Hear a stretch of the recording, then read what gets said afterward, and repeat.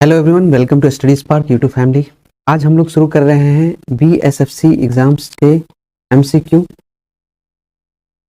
BSFC assistant manager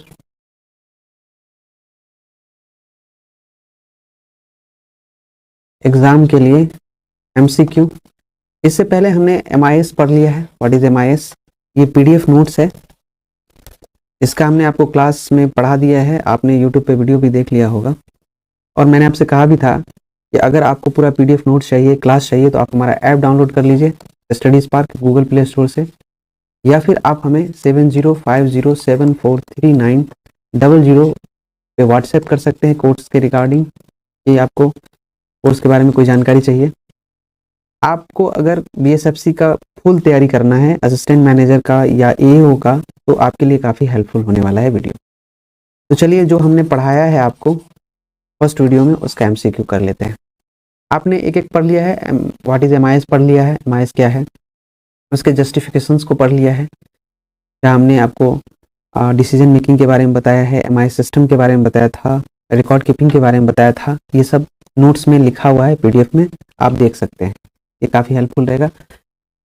Hindi और English दोनों में है, देख रहे हैं पीडीएफ।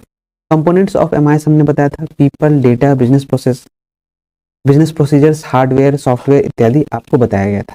देख रहे हैं, ये सब का इंग्लिश और हिंदी दोनों में दिया गया है। टाइप ऑफ इंफॉर्मेशन सिस्टम को यहाँ पे लिखा गया है, उसका डेफिनेशंस दिया गया है। और फिर हमने आपको डिसीजन स्ट्रक्चर बताया था, इंफॉर्मेशन सिस्टम बताया था, है ना। ये सारा चीज़ आपको बताया गया था। आपने क्लास अगर किया है तो उसको देखा होगा। हमने आपको टीपीएस के बारे में बताया था, एमआईएस के बारे में बताया था, डीएसएस के बारे में बताया था। ये उसका नोट्स है और उसका फिर डेफिनेशन था यहाँ पे। और फिर हमने आपको मैनुअल इंफॉर्मेशन सिस्टम और कंप्यूटराइज्ड इंफॉर्मेशन सिस्टम के बीच डिफरेंसेस को बताए थे, वो यहाँ पे डिफाइन किया हुआ है। आपको रिकैप कर दे रहे हैं। Manual information system, major components उसके बताए गए थे, वो सारा है, देख रही है यहाँ पे पीडीएफ में। फिर हमने एक डायग्राम के थ्रू बताया था मैनुअल इंफॉर्मेशन सिस्टम में कि कैसे कैसे डेटा जो है कलेक्ट किए जाते हैं, कैसा फाइलिंग सिस्टम होता है, कैसे रिपोर्ट किया जाता है। यहाँ पे विद ग्राफ बताया गया फिगर के माध्यम से। काफ़ी हेल्पफुल रहेगा वीडियो आपके लिए। अगर आप ये पीडीएफ पढ़ते हैं और आप हमारा क्विज लगाते हैं, हमारा वीडियो देखते हैं, हमारा क्लास करते हैं, तो मैनेजमेंट में या फिर असिस्टेंट मैनेजर का जो भी है आपका सिलेबस, उसमें अच्छा स्कोर कर पाएंगे आप। ये काफ़ी आपके सिलेबस के अकॉर्डिंग कोर्स को तैयार किया गया है। यहाँ पे सारा चीज़ दिया गया है। और उसके बाद हमने पढ़ा था लास्ट में कंप्यूटराइज्ड इंफॉर्मेशन सिस्टम, उसके एडवांटेज डिसएडवांटेज को पढ़ा था। यहाँ पे एडवांटेज डिसएडवांटेज आपको दिख रहा है ना। फिर हमने लास्ट में समरी पढ़ा था, डिसएडवांटेज और एडवांटेज के बाद समरी हमने पढ़ लिया था, सारांश हमने पढ़ लिया था। और यहाँ पे हमारा चैप्टर कंप्लीट हो गया था। और अब बारी आई एमसीक्यू की। चलिए फर्स्ट एमसीक्यू से शुरू करते हैं। A key role of management information system is, क्या है? To develop and share documents that support day to day organisational activities. ये गलत है, ऐसा नहीं है। टू प्रोसेस बिजनेस इंफॉर्मेशन, ये भी नहीं होगा इसका answer. To materialise the business transaction data and procedure insightful information which assist manager in decision making. हाँ, ये हमने पढ़ा था। अब देख लीजिए, जो हमने आपको कोर्स कराया है, जो हमने आपको वीडियो में पढ़ाया था, एमसीक्यू वैसा ही है ये। और ये मैंने बनाया नहीं, एग्जाम में पूछा हुआ क्वेश्चन है ये, ठीक है। और इसका आंसर हो गया to materialise the business transaction data and procedure insightful information which assist managers in decision making. यहाँ पे आंसर सी दिया गया है और इसका यहाँ पे डेफिनेशन दिया गया है। आप डेफिनेशन देख सकते हैं। एक्सप्लेनेशन है एमआईएस रोल्स के बारे में। MIS roles are wide in terms of organisational support, however the main role of management information system is to materialize the business transaction data and procedure insightful information which assist managers in decision making।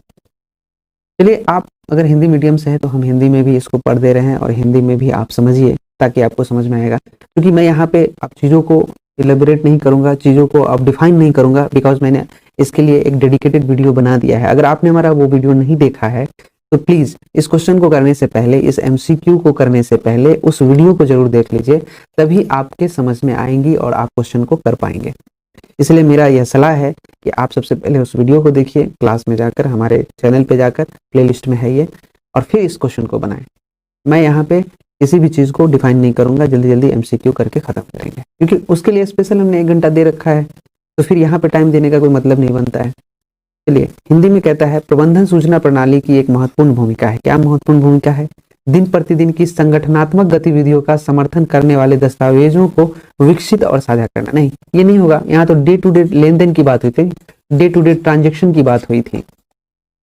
तो यहाँ पे अगर day to day transaction होता, दिन प्रतिदिन के लेन देन की बात की गई होती, तो ये सही होता, वरना ये गलत है। व्यवसायिक जानकारी को संसाधित करने के लिए, ये भी गलत है। ठीक है, आगे हम लोग पढ़ते हैं सी, व्यापार लेन देन डेटा को अमल में लाना और व्यवहारिक जानकारी का उत्पादन करना जो प्रबंधकों को निर्णय लेने में सहायता करता है। तो ठीक है, ये करेक्ट हो जाएगा, क्योंकि हमने पढ़ाया था कि जो MIS का जो मेन रोल होता है, डे टू डे ट्रांजेक्शन्स को क्या करता है, कलेक्ट करता है, ट्रांजेक्शन्स को ये कलेक्ट करता है और टॉप लेवल के मैनेजर्स को प्रोवाइड करता है, इसलिए डिसीजन मेकिंग्स के लिए। समझ में आया, डिसीजन मेकिंग्स के लिए। तो इसको ये सेटिस्फाई करता है, इस डेफिनेशन को, इसलिए हमारा आंसर सी हो जाएगा। और यहाँ पे उसका एक्सप्लेनेशन दिया गया, हिंदी में भी देख लीजिए। कहता है संगठनात्मक समर्थन के संदर्भ में MIS भूमिकाएं विस्तृत है, हालांकि प्रबंधन सूचना प्रणाली की मुख्य भूमिका व्यापार लेन देन डेटा को अमल में लाना और व्यवहारिक जानकारी का उत्पादन करना है, जो प्रबंधकों को निर्णय लेने में सहायक करती है। क्लियर। अब नेक्स्ट क्वेश्चन है, which one of the following is not a prerequisite for a good MIS। यहाँ पे आपको ऑप्शन दिया गया है, database support from staff, control and maintenance of MIS executives. तो इसका आंसर हो जाएगा सपोर्ट फ्रॉम स्टाफ। ठीक है, support from staffs is not a prerequisite for a good MIS। यहाँ पे गुड MIS के लिए स्टाफ का सपोर्ट का कोई आवश्यकता नहीं है। MIS अगर अच्छा करना है, मैनेजमेंट इंफॉर्मेशन सिस्टम अच्छा करना है, तो उसके लिए आपको जरूरत होती है डेटाबेस की, उसके लिए जरूरत होती है कंट्रोल एंड मेंटेनेंस की, और उसके लिए जरूरी होती है MIS एग्जीक्यूटिव की। ये तीन चीजें अगर मिल गई तो हम गुड MIS कर सकते हैं, उसका प्रीरिक्विजिट। ठीक है, बट अगर स्टाफ का सपोर्ट नहीं मिलता है तो ये मैटर नहीं करता है, कोई जरूरी नहीं है स्टाफ के सपोर्ट का, क्योंकि हमारे पास MIS एग्जीक्यूटिव ऑलरेडी है ना। तो आंसर बी इररिलेवेंट है, इसका कोई जरूरत ही नहीं था, इसलिए आंसर हो जाएगा बी। एक्सप्लेनेशन यहाँ दिया है, support from staff is not prerequisite for a good MIS। एक अच्छे MIS के लिए निम्नलिखित में से कौन सी एक शर्त नहीं है, पूछा गया है, तो वो है कर्मचारियों से सहायता। आप सोचेंगे कर्मचारी से सहायता नहीं लेंगे तो फिर MIS का गुड अच्छा जो है उसका प्रबंधन कैसे कर पाएंगे।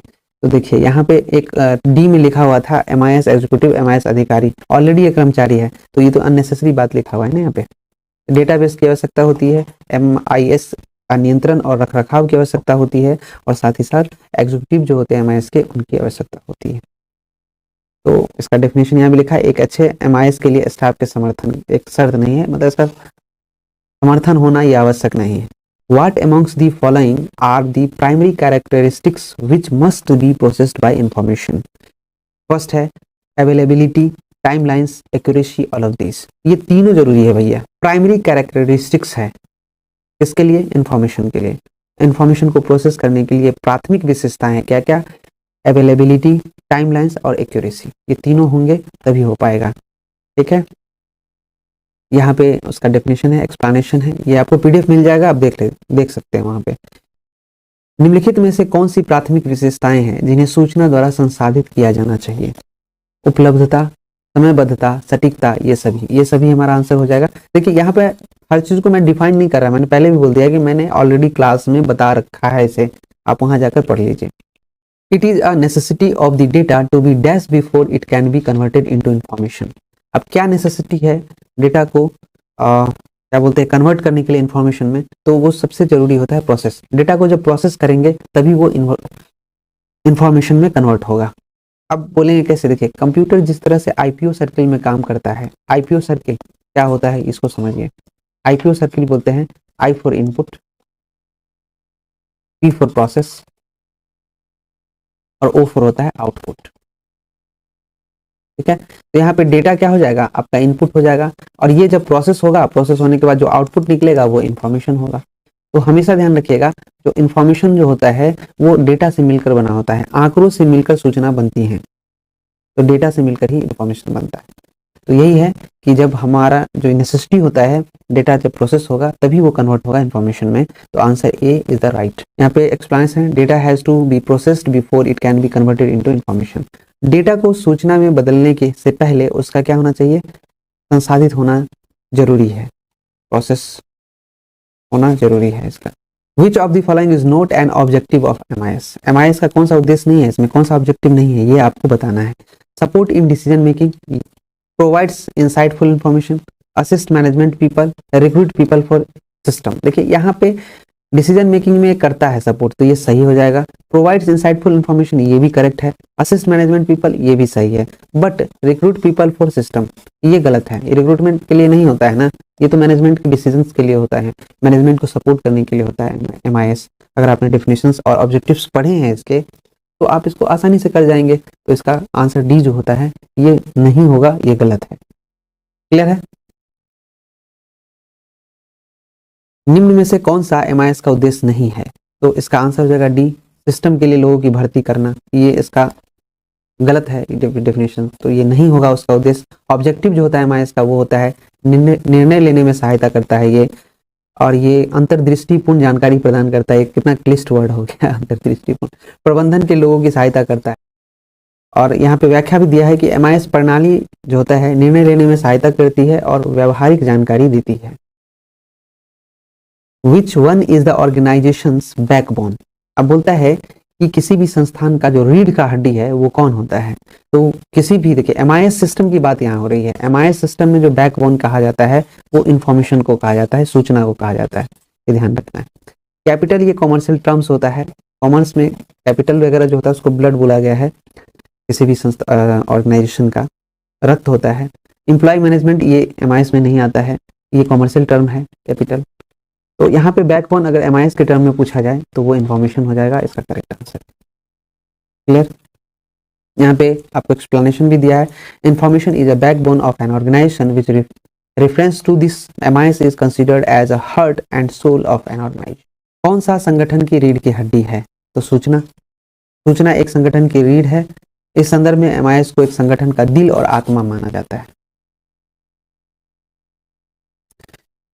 Amongst following which cannot be considered as a business drivers in information system? ठीक है, अब यहाँ पे बोला गया है कि बिजनेस ड्राइवर जो है इंफॉर्मेशन सिस्टम का, इनमें से कौन सा नहीं है। जो चार ऑप्शन दिया है इसमें से कौन सा नहीं है? ठीक है, रीडिजाइन अ बिजनेस प्रोसेस, ये है। इंफॉर्मेशन सिक्योरिटी एंड प्राइवेसी, ये है। ये सब MIS के टर्म में पूछा जा रहा है ना। Proliferation of networks and the internet, ये नहीं है, ये गलत हो जाएगा इसका आंसर। ठीक है, यहाँ पे एक्सप्लेनेशन आप देख लीजिए।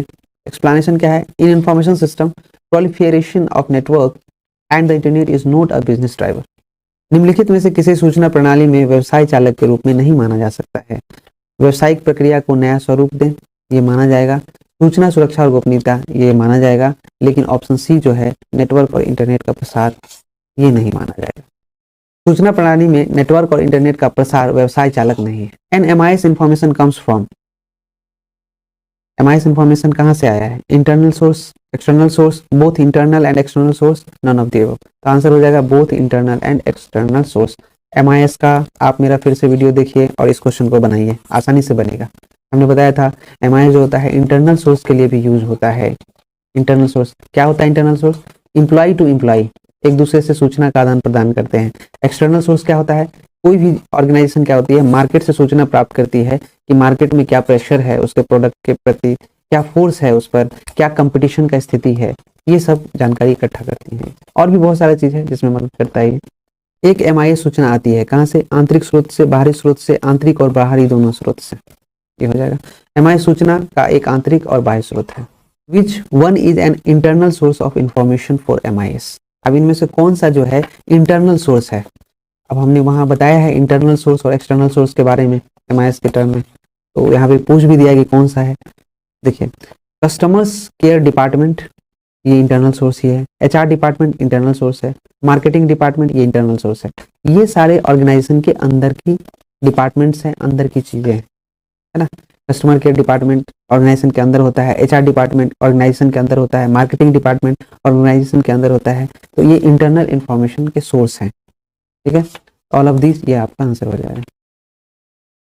यहाँ पे एक्सप्लेनेशन पढ़ लीजिए। An internal source of information में arise from customers care department, HR department, marketing department and other departments which are interconnected and inter related with the company. कौन सा MIS के लिए सूचना का आंतरिक स्रोत है? ग्राहक सेवा विभाग है, एचआर विभाग है, विपणन विभाग है, ये सभी हिंदी इंग्लिश दोनों में पढ़ा रहे हैं। अब ये मत रोना रोइएगा कि सर खाली इंग्लिश में ही पढ़ाते हैं। जानकारी का एक आंतरिक स्रोत ग्राहक देखभाल विभाग, मानव संसाधन विभाग, विपणन विभाग और अन्य विभागों से उत्पन्न हो सकता है जो कंपनी के साथ परस्पर जुड़े हुए हैं। Dash details are provided by management to marketing department, suppliers, customers, employees and none of the above. देखिए यहाँ पे मार्केटिंग डिपार्टमेंट से पूछ रहा है तो यहाँ पे सप्लायर्स आ जाएगा। Suppliers details are provided by management to marketing department. तो सप्लायर्स के डिटेल्स जो होते हैं मैनेजमेंट के द्वारा किसको प्रोवाइड किए गए, मार्केटिंग डिपार्टमेंट को। सप्लायर्स इसका आंसर हो जाएगा। देखिए हिंदी इंग्लिश दोनों में अगर हम क्वेश्चन कर रहे हैं तो इसका दो बेनिफिट है। एक क्वेश्चन 2 बार आपके दिमाग से गुजरता है और ये 2 बार जब जाएगा तो आपको एक ही वीडियो में 2 रिवीजन हो जाएगा और आपको याद हो जाएगा। ठीक है, तो ज़्यादा से ज़्यादा आपको MCQ करने की आवश्यकता नहीं है और एक बार में आप करके निकल जाएंगे और आपके दिमाग में ये हमेशा बना रहेगा। डैश विवरण प्रबंधन द्वारा विपणन विभाग को प्रदान किया जाता है। कौन सा किया जाता है भाई, तो यहाँ पे आपूर्ति करता होगा, यहाँ पे प्रदायक हो गया है, आप इसको सप्लायर्स बोलते हैं। कुछ इंग्लिश टर्म्स ही इजी होते हैं, हिंदी में बड़ा दिक्कत हो जाता है ना। ठीक है, यहाँ पे भी सप्लायर्स होगा। सप्लायर्स की जानकारी प्रबंधन द्वारा विपणन विभाग को प्रदान की जाती है। दी बेसिक कंपोनेंट या components of decision support system is are. Decision support system DSS हमने पढ़ाया है, उससे क्वेश्चन पूछा गया है। क्या क्या है, database, model base, DSS software system, all of the above. तो आंसर हो जाएगा all of the above. DSS is an integration of database. हमेशा ध्यान रखिएगा कि DSS जो होता है वो इंटीग्रेशन होता है डेटाबेस का, model base and DSS software system का। निर्णय समर्थन प्रणाली हिंदी में बोलते हैं DSS को। ठीक है, और ये जो होता है घटक होता है डेटाबेस का, मॉडल आधार का, DSS सॉफ्टवेयर सिस्टम का। तो उपरोक्त सभी इसका आंसर हो जाएगा। In MIS design, the sources of information may be categorized as dash and dash। क्या है, देखिए MIS डिजाइन जो होता है इंटरनल और एक्सटर्नल दोनों सोर्स के लिए कैटेगराइज किया गया है। तो इंटरनल एंड एक्सटर्नल दोनों सोर्स के लिए किया गया है कैटेगराइज। MIS को हमने पढ़ा रखा है तो आंसर हो जाएगा A। यहाँ पे बोला भी गया है In MIS design, the information may be categorized as internal and external source of information। MIS design में सूचना के स्रोतों को डैश और डैश के रूप में वर्गीकृत किया जा सकता है। वो क्या किस में किया जा सकता है, आंतरिक और बाहरी, internal and external. MIS design में सूचना को सूचना के आंतरिक और बाहरी स्रोतों के रूप में क्लासिफाइड किया गया है, वर्गीकृत किया गया है। Which one of the following model is based on business management, accounting and econometrics principles। अब यहाँ पे बोल रहा है कि कौन सा मॉडल जो है business management, accounting and econometrics principles पर आधारित है। तो वो है management science models. Management science models है, बिहेवियर मॉडल नहीं है, पॉलिसी मेकिंग मॉडल्स नहीं है। ठीक है, तो हमारा आंसर हो जाएगा मैनेजमेंट साइंस मॉडल। एक्सप्लेनेशन देख लीजिए। Management science models are based on the business management, accounting and econometrics principles. निम्नलिखित में से कौन सा मॉडल व्यवसाय प्रबंधन, लेखांकन और अर्थमिति सिद्धांतों पर आधारित है। तो वो कौन सा है, वो है प्रबंधन विज्ञान मॉडल। ठीक है, ये दोनों नहीं होगा। प्रबंधन विज्ञान मॉडल जो है व्यवसाय प्रबंधन, लेखा और अर्थमिति सिद्धांतों पर आधारित है। And dash is a collection of procedures for converting data into knowledge and facts. अब इसमें से कहता है कि कौन सा जो है कलेक्शन ऑफ प्रोसीजर्स है कन्वर्टिंग डेटा इनटू नॉलेज में, नॉलेज और फैक्ट में। तो वो है information system. And information system is a collection of procedures for converting data into knowledge and facts. ये इंफॉर्मेशन सिस्टम है। एक्सप्लेनेशन देख लीजिए। And information system is a collection of procedures for converting data into knowledge and facts. एक dash data को ज्ञान और तथ्यों में बदलने के लिए प्रक्रियाओं का एक संग्रह है। क्या है, वह है सूचना प्रणाली। एक सूचना प्रणाली डेटा को ज्ञान और तथ्यों में परिवर्तित, यानी ज्ञान कहने का मतलब यहाँ पे नॉलेज से है और यहाँ पे तथ्य कहने का मतलब फैक्ट से है। ठीक है, उसको परिवर्तित करने के लिए जो प्रोसेस है उसका एक संग्रह है। A system is called dash when the inputs, method and outputs are all well known. ऐसा कौन सा सिस्टम है जिसे इनपुट, मेथड और आउटपुट के नाम से जाना जाता है, वेल डिफाइंड है, वेल नोन है। तो वो है deterministic. Deterministic, okay. A system is called deterministic when the input, method and outputs are well known। एक प्रणाली को नियतात्मक कहा जाता है जब इनपुट, विधि और आउटपुट सभी अच्छी तरह से ज्ञात है। एक प्रणाली को नियतात्मक कहा जाता है जब इनपुट, विधि और आउटपुट सभी अच्छी तरह से ज्ञात होते हैं। मैं यहाँ पे ज़्यादा से ज़्यादा कोशिश करूँगा कि MCQ कराऊँ आपको, और एक्सप्लेनेशन के लिए हमने क्लास दे रखा है आपको, आप उस क्लास को देखिए इन डिटेल्स। देखिए ये कहीं से भी सही नहीं लगता कि एक तो आप क्लास लो, क्लास में सभी चीज़ों को इन डिटेल्स बताओ, फिर जब आप MCQ करो तो MCQ में भी उसका एक्सप्लेनेशन करो। एक्सप्लेनेशन तो ऑलरेडी हमने कर रखा है, यहाँ पे MCQ कराने का अर्थ यह है कि ऐसा क्वेश्चन पूछा गया था, ये क्वेश्चन है, इसको आप सही सही कीजिए, कितना आपका सही होता है और हम आपको आंसर देते जा रहे हैं। इससे क्या होगा कि आपका एक टेस्ट हो जाएगा, पता चल जाएगा कि आप कहाँ तक तैयार हैं और कितना सही हो रहा है। Which of the following step is the implementation plans involve in MIS, और इसमें से कहता है कि कौन सा स्टेप जो है इम्प्लीमेंटेशन है, प्लान जो है इन्वॉल्व है MIS में, वो क्या क्या है। Preparing organisational plans, planning of work flow, training of personnel, ये MIS के डेफिनेशंस में पढ़ाया गया था। ऑल ऑफ दीज इसका करेक्ट आंसर हो जाएगा। एक्सप्लेनेशन देखिए, preparing organisational plans, work flow, planning and training of personnel are involved in MIS implementation. निम्नलिखित में से कौन सा कदम MIS में शामिल कार्यान्वयन योजना है। वो है संगठनात्मक योजना तैयार करना, कार्य प्रवाह की योजना, कार्मिकों का प्रशिक्षण, और ये सभी आंसर हो जाएगा। MIS कार्यान्वयन में संगठनात्मक योजना तैयार करना, कार्य प्रवाह योजना और कर्मियों का प्रशिक्षण शामिल है। Which of the following is included in the office automation system? Word processing and spreadsheet, electronic mail, audio and video conversation, all of these। इसका आंसर हो जाएगा ऑफिस ऑटोमेशन सिस्टम में जो होता है ये तीनों इन्वॉल्व होते हैं। कौन कौन? Word processing and spreadsheet. Spreadsheet किसको बोलते हैं? देखिए एक्सेल को बोलते हैं। एक्सेल होता है ना, ये सेल वाला एक्सेल सीट अगर आप चलाएंगे उसको स्प्रेडशीट बोला जाता है। वर्ड प्रोसेसिंग में MS वर्ड आता है, सब बताया था।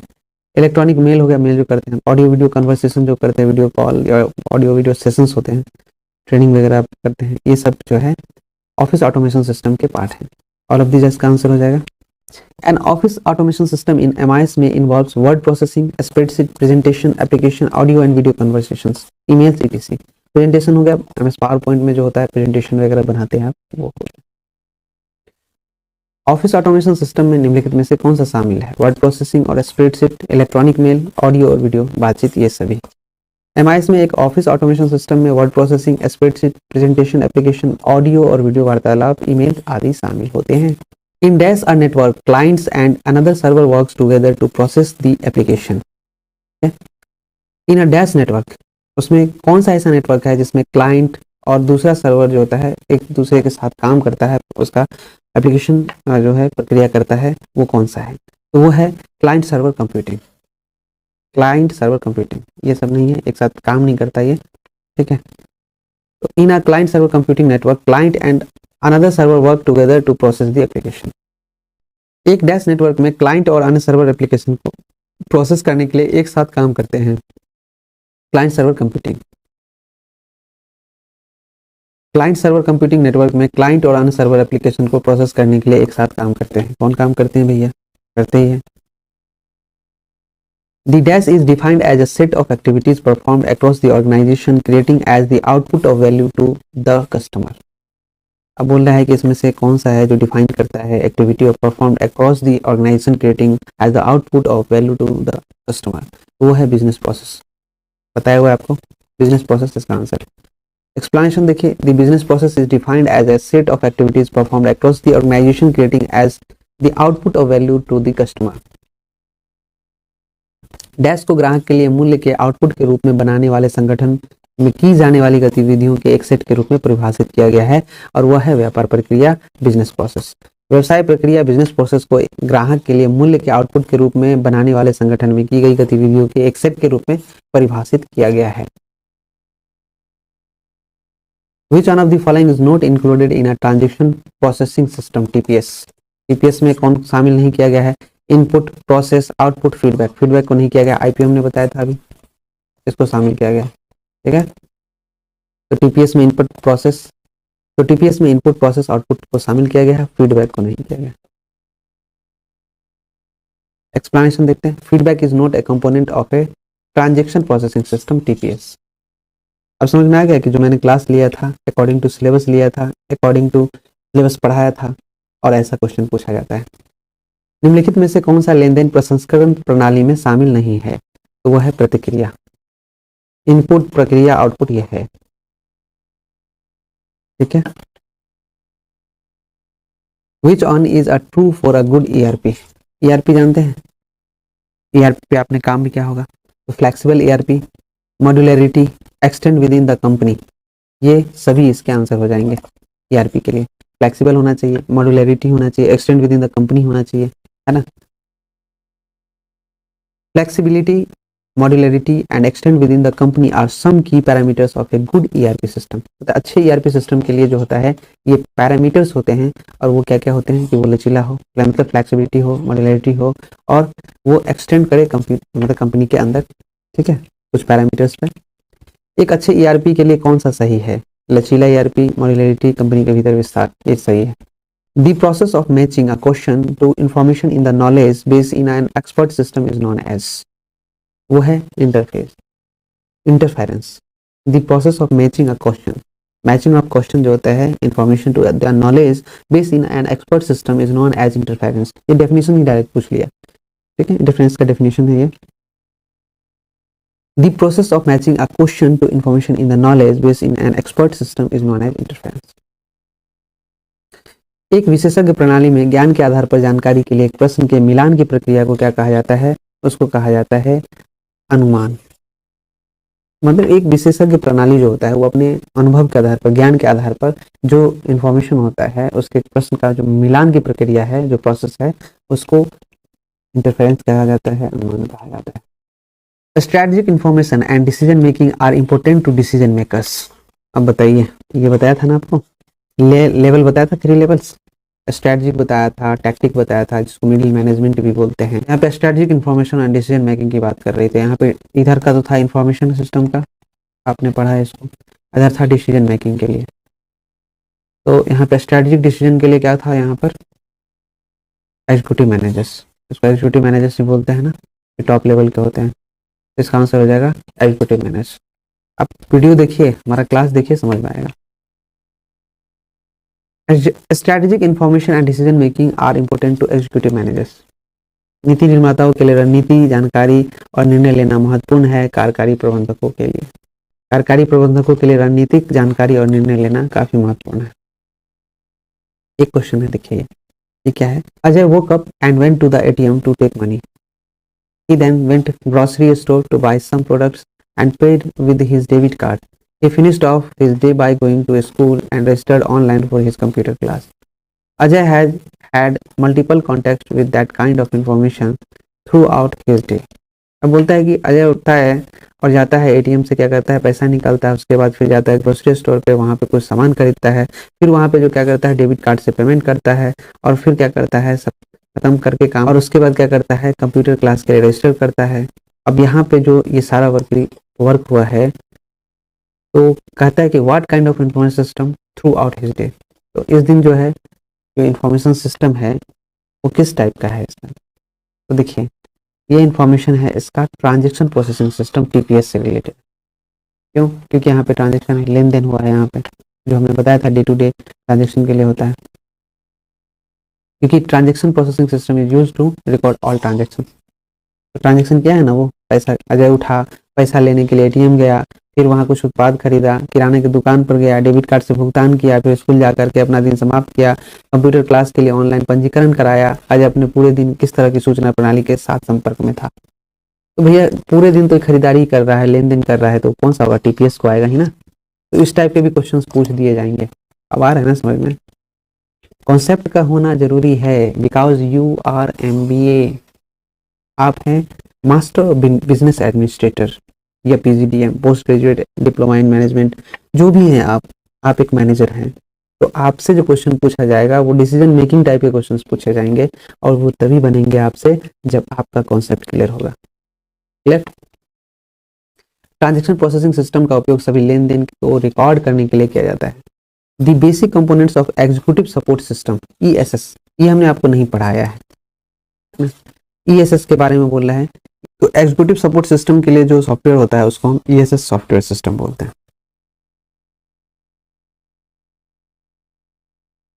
Database model base and ESS software system are the basic component of executive support system.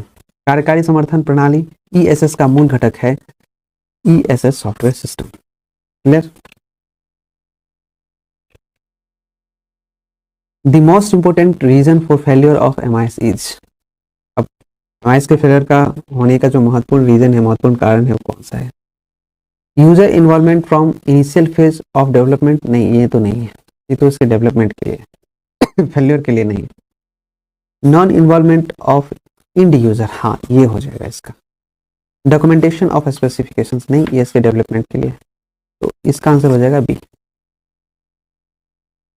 The biggest cause of MIS failure is non-involvement of end users. If a user don't involve in the development of MIS, then it may get lack of necessary requirement and MIS may become fail. देखिए MIS में अगर involvement नहीं होगा ना people का, जो इसके users हैं, तो ये फेल कर जाएगा। रीजन है इसका मेंटेनेंस होना चाहिए, इसका डेवलपमेंट होना चाहिए, इसका यूज होना चाहिए, है ना, एंड टू एंड आपका यूजेस होना चाहिए। तो इसके डेवलपमेंट में आपका इन्वॉल्वमेंट होना बहुत ज़रूरी है, इसका यूज होना बहुत ज़रूरी है। अगर इसमें इन्वॉल्वमेंट नहीं होता है एंड यूजर का, तो वो ऑटोमेटिकली फेल माना जाएगा इसको। एमआईएस के विफल होने का सबसे महत्वपूर्ण कारण है एंड यूजर की गैर भागीदारी। एमआईएस की विफलता का सबसे बड़ा कारण एंड यूजर की गैर भागीदारी है। यदि कोई उपयोगकर्ता एमआईएस के विकास में शामिल नहीं होता है, तो उसे आवश्यकताओं की कमी हो सकती है और एमआईएस विफल हो सकता है। मानिए कोई एमआईएस का लाभ ले ही नहीं रहा है, मैनेजमेंट इंफॉर्मेशन सिस्टम का लाभ ले ही नहीं रहा है, उसका उपयोग कर ही नहीं रहा है, तो फिर एमआईएस का कोई महत्व ही नहीं रह जाता है ना। Organisations basic operations and transactions monitored by information systems, वो क्या है कि जो ऑर्गेनाइजेशन है उसका बेसिक ऑपरेशन और ट्रांजैक्शंस होता है, मॉनिटर होता है किस इंफॉर्मेशन सिस्टम के द्वारा? तो वो मैनेजमेंट लेवल सिस्टम के द्वारा होता है। यहाँ पे एक्सप्लेनेशन दिया गया है, organisation basic operations and transaction are monitored by management level system information system.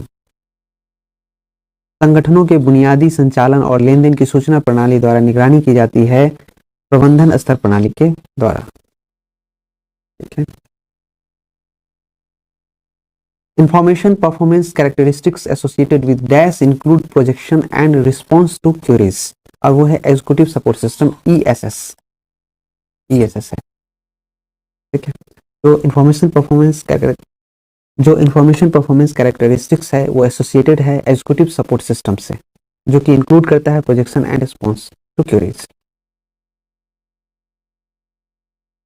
कार्यकारी समर्थन प्रणाली ESS से जुड़ी सूचना प्रदर्शन विशेषताओं में प्रक्षेपण और प्रश्नों के उत्तर शामिल हैं। इसको भी डिटेल से पढ़ाएंगे आपको ESS को। ESS का फुल फॉर्म होता है एग्जीक्यूटिव सपोर्ट सिस्टम। ठीक है।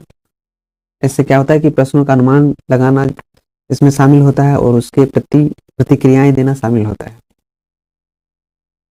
Which of the following people tends to process rather than generate knowledge and has a less formal advanced educational background? वो है डेटा वर्कर्स। निम्नलिखित में से कौन सा व्यक्ति ज्ञान उत्पन्न करने के बजाय प्रक्रिया की ओर प्रवृत्त होता है और कम औपचारिक उन्नत शैक्षिक पृष्ठभूमि वाला होता है? वो होता है डेटा कार्यकर्ता। देखिए डेटा कार्यकर्ता जो होता है वो क्या होता है? उन्नत शैक्षिक पृष्ठभूमि वाला होता है ना, एडवांस्ड एजुकेशनल बैकग्राउंड का होता है, तभी तो प्रोग्रामिंग करता है, प्रोग्राम बनाता है, सॉफ्टवेयर डेवलपमेंट करता है, ये सब चीज़। ठीक है। Thank you. यहाँ पे हमने कर लिया MCQ पूरा इस चैप्टर का कंप्लीट। और फ्रेंड्स हमारे पेड कोर्स में अगर आप इनरोल होना चाहते हैं तो आप हमारा ऐप डाउनलोड कीजिए, स्टडी स्पार्क के नाम से है, गूगल प्ले स्टोर से, और आप हमें व्हाट्सएप भी कर सकते हैं अगर कोर्स के बारे में कोई जानकारी चाहिए तो।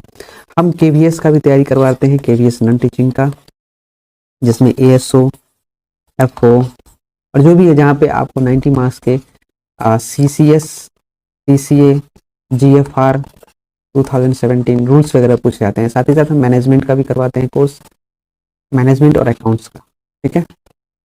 आप अगर बिहार SFC है ना, BSFC-SCL, Bihar food corporation service जो भी है, अब खाद्य विभाग में जो प्रबंधक का निकला है, असिस्टेंट मैनेजर का, सहायक प्रबंधक का निकला है, उस कोर्स को कंप्लीट करना चाहते हैं, मैनेजर है, अगर आप इसकी तैयारी करना चाहते हैं तो आपके लिए हमारे यहाँ कोर्स अवेलेबल है। आप उसको इनरोल कीजिए, ज्वाइन कीजिए, और 15 दिनों के अंदर ये प्रारंभ होने वाला है। ठीक है। Thank you, bye bye.